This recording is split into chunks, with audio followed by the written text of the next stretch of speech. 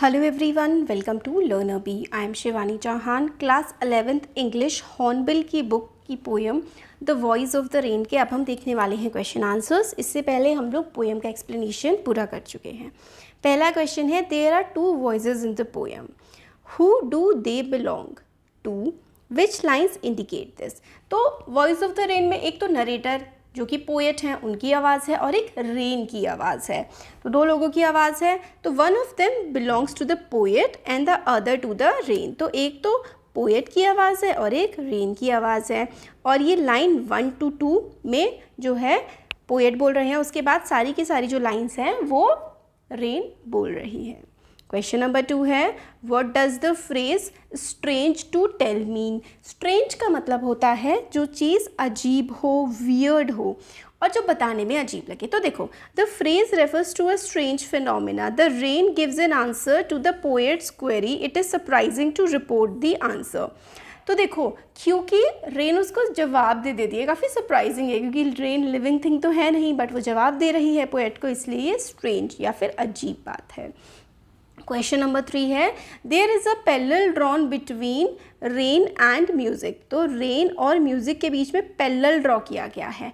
Parallel draw किया गया है यानी कि समानताएं बताई गई हैं। कौन से शब्द इस बात को इंडिकेट करते हैं और एक्सप्लेन करो सिमिलैरिटी दोनों के बीच में। तो आंसर है, the following word phrases indicate the parallel between rain and music.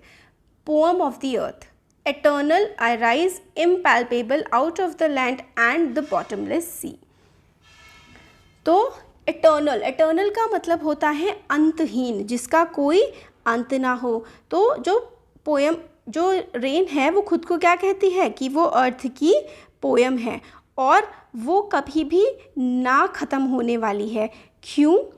क्योंकि कभी अंत तो होता नहीं है रेन का, वो तो वाटर साइकिल के थ्रू दोबारा बनती ही रहती है।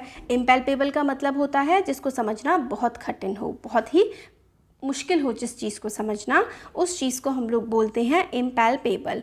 और ये लैंड से उठती है। और बॉटमलेस सी मतलब ऐसा सी जिसकी कोई मतलब बॉटम ना हो, जिसका कोई अंत ना हो, ऐसे समुद्र में वो चली जाती है ज़मीन से उठ करके। सॉन्ग ड्यूले रिटर्न विद, और लव को वो अपने प्यार को रिटर्न करती है धरती को। Both originate from a source, rise up, reach fulfilment, wander about, whether cared about or not, and finally return to the source of origin with love. तो ये जहाँ से निकलती है फिर ऊपर उठती है, और चाहे कोई इसकी तरफ ध्यान दे चाहे ना दे, ये वापस ज़मीन पर आकर के गिर जाती है। जहाँ से शुरू हुई थी वहीं पर ही आ जाती है पूरे प्यार के साथ। क्वेश्चन नंबर 4 है, how is the cyclic movement of the rain, RAIN, cyclic movement जो होती है रेन की, brought out in the poem. तो किस तरीके से पोएम में हमें बताया गया है कि रेन कैसे मूव करती है, उसकी साइकिल क्या होती है। तो rain rises untouched out of the land and deep sea and gathers in the sky where it changes form and then comes down to earth and bathe the dry tiny particles of dust layer and all that lies buried under it.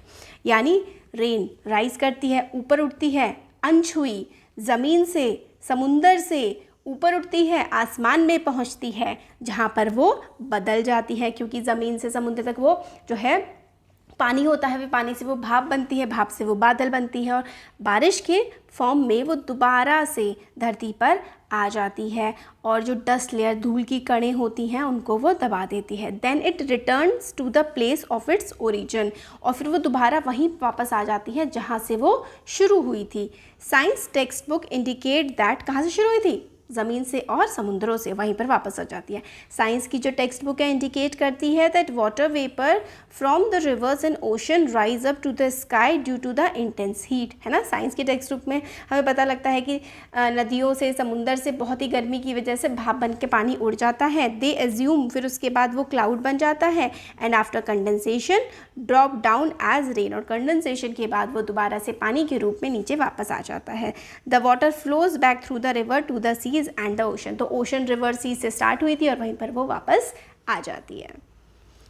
Question number 5 है, why are the last 2 lines put within braces. तो आखिरी तो जो lines है उनको braces में क्यों रखा गया है। तो last 2 lines contain a comment about music and it's cycle, these differ from the first 9 lines. The first 2 lines जो थी वो पोएट की आवाज़ थी और बाकी जो लाइंस थी वो रेन की आवाज़ हैं। The cycle of song is put within the brackets to mark the difference in speakers but similarity in content. तो ब्रेसेस में इसलिए रखा है क्योंकि भाई वो रेन की आवाज़ है। अब लास्ट क्वेश्चन है, list the pair of opposites found in the poem. तो राइज ऊपर उठना होता है और डिसेंड होता है नीचे जाना, डे होता है दिन, नाइट होती है रात, रैकेट और अनरैकेट मतलब समझ सके या ना समझ सके। तो ये हमारे सारे हो गए क्वेश्चन आंसर्स। वीडियो पसंद आया है तो like share and subscribe. Thank you.